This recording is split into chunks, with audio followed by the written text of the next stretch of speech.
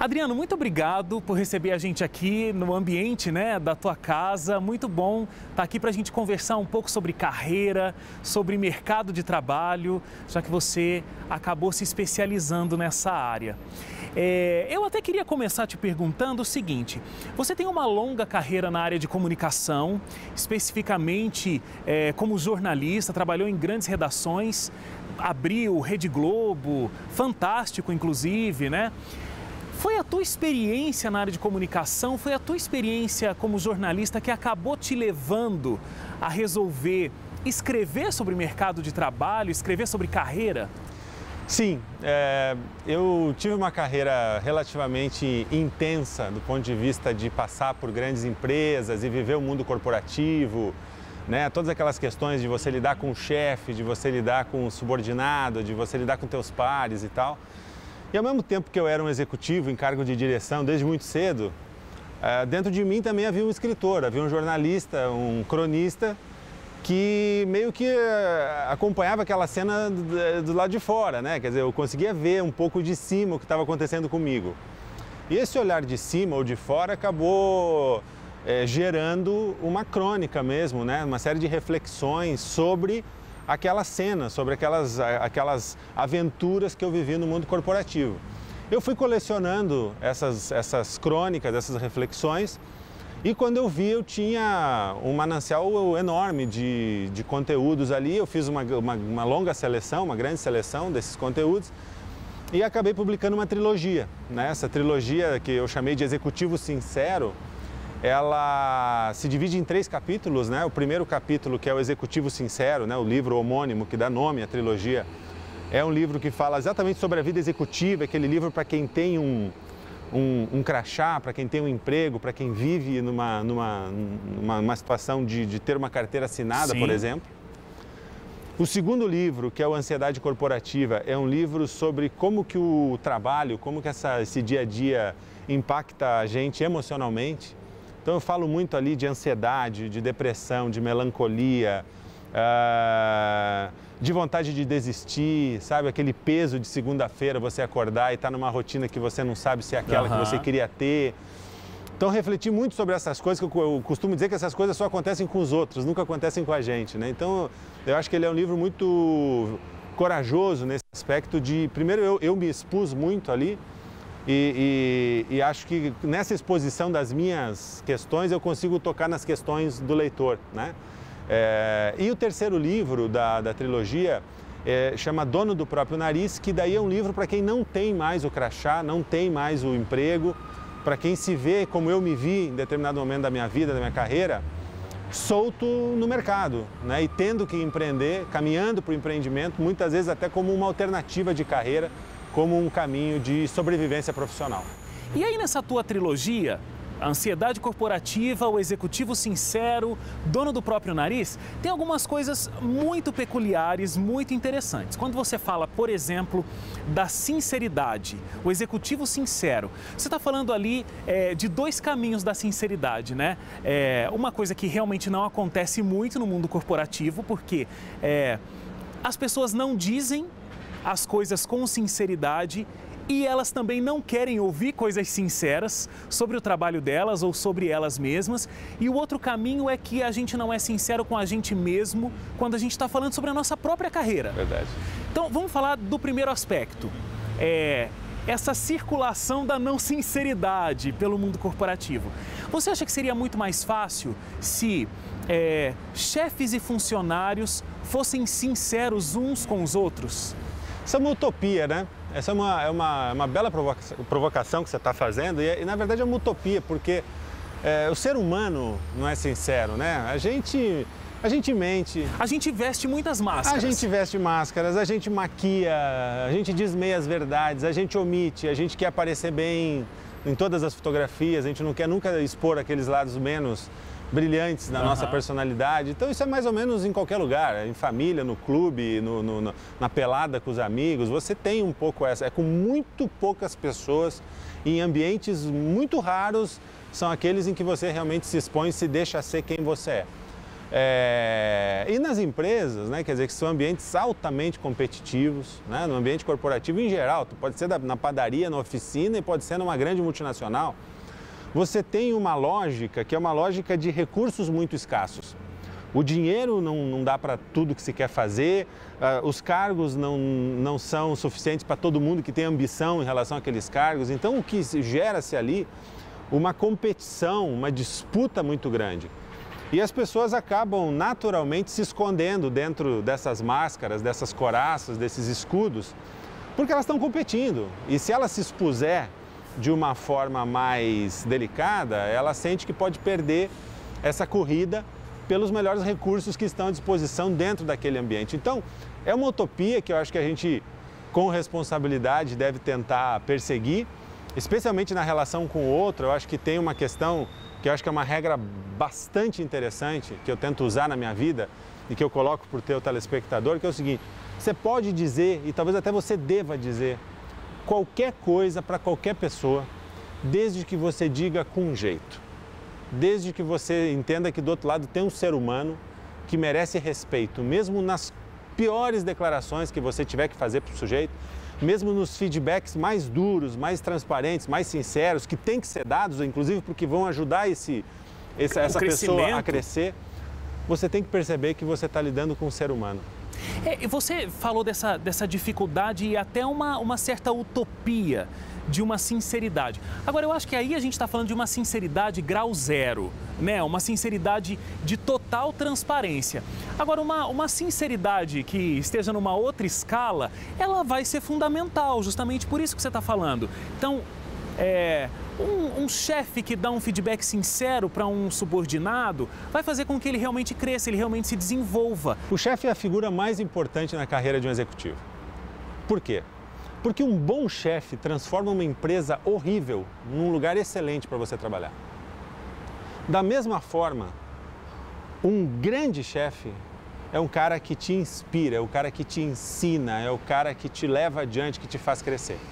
Agora, você pode trabalhar numa empresa ótima. Se o teu chefe for ruim, esse vai ser um lugar insuportável. As empresas, no final do dia, elas são grandes abstrações. As empresas são um bando de gente que está trabalhando junto. O que define o teu dia a dia, a tua vida, se ela vai ser ótima ou se vai ser terrível, é o teu superior. Esse é o cara que dá o tom do jogo para você. Então escolha muito bem o seu chefe. Sempre que você estiver aprendendo, sempre que você tiver um chefe que compete com você, você tem que pensar melhor. Por quê? Porque a carreira é muito curta. Nós temos de carreira 30 anos, 40 anos de vida útil, de vida ali com energia, com viço, com garra, para produzir alguma coisa.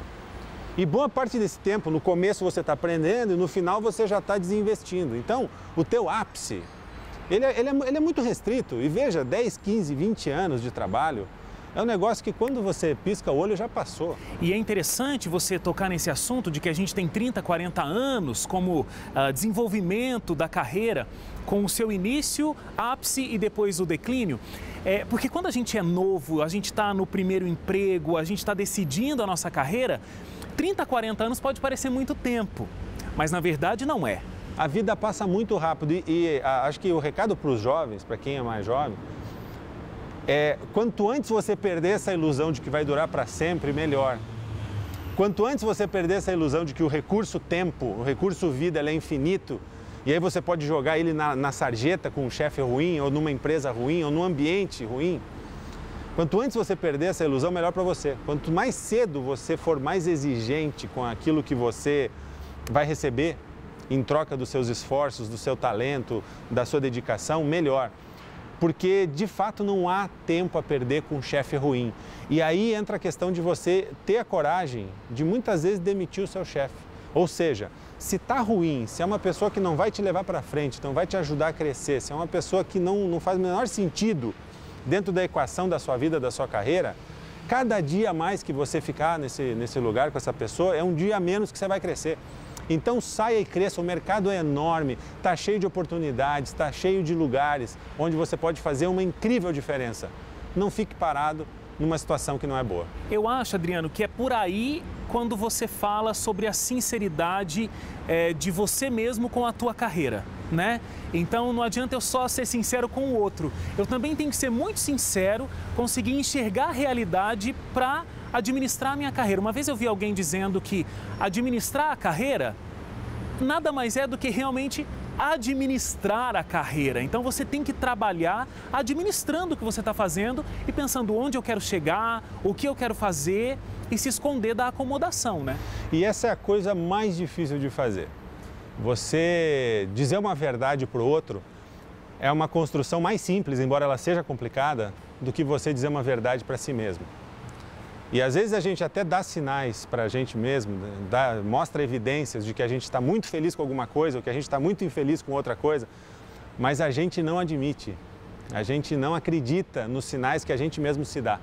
E o corpo, nessa hora, o corpo ele ajuda muito.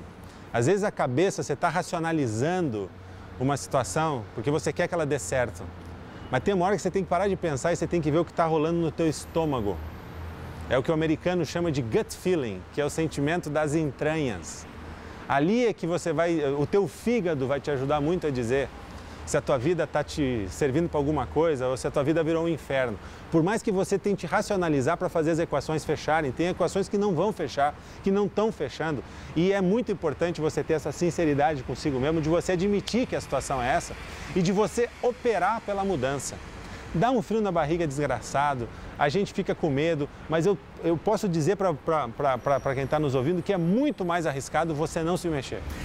Agora, é o seguinte, Adriano, tem muita gente que está assistindo a gente, está ouvindo a gente, está pensando, tá, eu vivo essa situação, eu odeio o meu chefe, tem gente que vive uma situação muito turbulenta com o chefe, eu não gosto do que eu faço, não gosto da minha empresa, mas e aí? Eu estou vivendo um momento, inclusive, de crise no país, são mais de 12 milhões de desempregados no Brasil hoje e eu vou ser mais um? Você tem toda a razão, esse é daqueles momentos na vida e na carreira que você tem que ter a coragem de tomar uma decisão certa. E a decisão certa é sempre aquela que vai te fazer mais feliz, mais realizado. Evidentemente que dentro dessa régua que eu estou propondo, tem 12 milhões de possibilidades, né? O sujeito que está com um bebê recém-nascido em casa, o sujeito que tem que sustentar os pais, o sujeito, enfim, uma série de possibilidades. Mas uma coisa que não pode jamais sair do nosso radar é uma ambição da gente fazer o máximo que a gente puder fazer dentro, de novo, desse curtíssimo espaço de tempo que nós temos para realizar alguma coisa. E cada dia mais que você quiser ou que você tiver que ficar numa situação desconfortável, é um dia a menos que você vai estar construindo uma situação melhor. Então, eu não estou dizendo aqui para as pessoas saltarem pela janela amanhã, mas eu estou dizendo para as pessoas o seguinte: você tem que se ouvir, em algum momento você tem que admitir o que você está se dizendo, em algum momento você tem que se levar em consideração. Porque senão tudo é prioridade na tua vida. É o teu filho que depende de você, é os teus pais que dependem de você, é o aluguel que você tem que pagar, é a escola que você está devendo. Quer dizer, tudo vira prioridade menos você. Em algum momento você tem que equilibrar essa conta. Não dá para pensar só nessas questões, não dá para ser escravo delas. Você precisa também, em algum momento, pensar: quem sou eu, o que eu quero fazer e será que eu estou conseguindo nesse lugar aqui ser quem eu sou ou quem eu quero ser e fazer aquilo que eu realmente quero realizar? Em algum momento você vai ter que dar essa resposta. Senão você vai passar 20, 30, 40 anos e você vai chegar ao final da sua vida produtiva, vai olhar para trás e vai dizer: o que eu fiz da minha vida? Você fala nos teus livros de vida pessoal e vida profissional. Numa época de revolução industrial, a gente tinha isso muito estanque, né? Muito separado. Então o indivíduo ele tinha a vida dele de trabalho duro de segunda a sexta, e aí do final de semana, sábado e domingo, é que ele podia descansar, que ele podia curtir a vida. Hoje é um pouco diferente. Você defende que tanto vida pessoal quanto vida profissional possam juntas resultar numa palavra que é felicidade. Eu vou compartilhar com você e com os teus telespectadores uma regra que me foi dita há muito tempo atrás por uma headhunter, uma profissional que escolhe executivos. Busca talentos, busca executivos no mercado. Ela me disse: Adriano, sempre que você receber uma proposta de emprego, e aí eu amplio isso para uma proposta de empreendimento, enfim, mundo do trabalho, da carreira em geral, ela disse o seguinte: você tem que escolher na seguinte ordem. Primeiro, com quem você vai trabalhar. A questão que nós estávamos falando agora há pouco da importância do chefe na tua vida. Esse é o cara que vai fazer tua vida ser ótima ou horrível. Se você responder positivamente a essa primeira pergunta, legal, vou trabalhar com um chefe bom. A segunda pergunta a se fazer é: o que eu vou fazer? Qual é o projeto? Vai me realizar? Exatamente. O que tem para fazer? Tem a ver comigo? Vai me realizar? Se você conseguir também responder positivamente a essa questão, aí você se pergunta quanto vale o show, qual é a remuneração, quanto eu vou ganhar. Ou seja, é a terceira coisa, a última coisa a se pensar. E você só chega nessa terceira se você responder positivamente as duas primeiras. O que normalmente a gente faz? Primeira pergunta que se faz diante de uma oportunidade: quanto eu vou ganhar? E muitas pessoas só perguntam isso. E muitas vezes ela pergunta: tudo bem, quanto eu vou ganhar, mas o que tem para fazer? Qual é o trabalho? Mas dificilmente a gente faz a terceira pergunta, que é com quem eu vou trabalhar. Então essa é uma dica. Se você puder anotar uma coisa que eu falei aqui no teu programa hoje, é isso. Com quem, o que e o quanto é só a terceira pergunta. Na tua trilogia, você termina dizendo que a pessoa pode ser dona do próprio nariz, né? Você dá dicas, insights para que ela seja dona do próprio nariz, ou seja, deixar o ambiente corporativo de outros e criar o próprio. Minha pergunta é: todo mundo nasceu para empreender ou existem características muito específicas que vão mostrar quem pode ser um empreendedor? Acima de tudo, o empreendedorismo é uma vontade de realizar. É isso que leva uma pessoa a virar um empreendedor. Não é um curso aqui ou ali, não é uma palestra, não pode ser a vontade de ganhar dinheiro, de enriquecer, de não ter patrão. Nada disso vai te sustentar no empreendimento. O que te sustenta no empreendedorismo é uma coisa só: é a realização que você vai ter em produzir coisas que não havia antes, em criar. É isso que move o empreendedor. Que dinheiro muitas vezes você ganha mais no emprego. A vida não é mais fácil como empreendedor. Essa coisa de não ter emprego, meus problemas estão não ter patrão, e virei patrão, meus problemas desapareceram, é uma grande ilusão. A maioria das pessoas que pensam assim acaba descobrindo grandes problemas, enormes problemas. No empreendedorismo você não tem ninguém para te ajudar, você vai sentir falta de um patrão, de um chefe que te oriente, de uma estrutura empresarial que te dê apoio. Não é mais simples, muitas vezes o dinheiro não é tão bom quanto. Você não tem essa história de sair 6, 7 da tarde e esquecer o trabalho. O empreendedor trabalha 24/7. Então, é complicado. A única coisa que você precisa ter no teu tanque, que vai fazer tudo isso, esse sacrifício valer a pena, é a vontade de realizar. Então esse é o primeiro ponto importantíssimo sobre o empreendedorismo. E a segunda reflexão que eu quero dividir contigo é que o empreendedorismo, acima de tudo, é uma atitude. Esta atitude realizadora. E aí, cada vez mais que eu estudo e acompanho esse cenário, eu vejo o seguinte, que tanto faz, no final do dia, tanto faz para este empreendedor com essa alma realizadora, ele se conectar com uma oportunidade com um CNPJ próprio ou com o seu CPF. Ou seja, ele ter um contrato de empresa, ou ter um contrato de trabalho, ter um contrato social ou um contrato de trabalho, se torna irrelevante diante desta questão maior, que é empreendedorismo é uma atitude de realização. E muitas vezes você pode ter esse empreendedorismo, essa atitude de realização dentro de uma grande empresa ou dentro de uma empresa. Se for um ambiente bacana para empreender, é o melhor dos mundos para o empreendedor, porque você empreende ganhando um salário. Claro. Coisa que no empreendedorismo de raiz, aquele que você larga o emprego e vai abrir um CNPJ e vai criar o seu ambiente corporativo, como você falou, você muitas vezes vai passar muitos meses sem ganhar um salário. Então, eu penso, ontem me perguntaram: Adriano, você voltaria ao mundo corporativo com 10 anos de empreendimento? E eu diria, e a minha resposta foi essa: para mim hoje, se vai ser uma conexão como funcionário, empregado, executivo, se vai ser uma conexão como empreendedor, empresário, dono, patrão, ela é muito menos relevante do que a oportunidade que estiver à minha frente. Se for uma oportunidade boa o suficiente que me levar a poder realizar, tiver espaço, recursos para realizar, o resto é secundário. Ou seja, mesmo funcionário, ele para ser feliz e para desenvolver uma boa carreira, ele tem que se sentir empreendendo dentro do negócio de outra pessoa, inclusive. Tem total espaço para fazer isso, e onde não houver espaço para fazer isso, saia. Onde não houver espaço para empreender, se você for um empreendedor, não se demore. Procure outro lugar. Da mesma forma, Se você não tiver este tino realizador, se você não tiver essa força empreendedora, não vai empreender, não vai abrir seu CNPJ porque está todo mundo falando que esse é a salvação da lavoura. Talvez o seu negócio seja ficar ali fazendo funções um pouco mais protegidas, um pouco mais repetitivas, dentro de um esquema menos criativo, menos realizador. E tudo bem, a gente precisa dos caçadores que vão para o mato sem saber se eles vão voltar com a caça no final do dia, esses são os empreendedores. E a gente precisa do agricultor também, que não é o empreendedor, mas que é o cara que vai cuidando da horta e todo dia ele sabe que o pezinho de alface está ali, que ele tem que regar, que ele tem que cuidar, mas que não é um cara que vai caçar. Muito bom, Adriano, muito obrigado. Muito obrigado por nos receber, muito obrigado por todas as dicas e soluções aí para a nossa vida corporativa. Muito obrigado. Obrigado. Valeu. Abraço.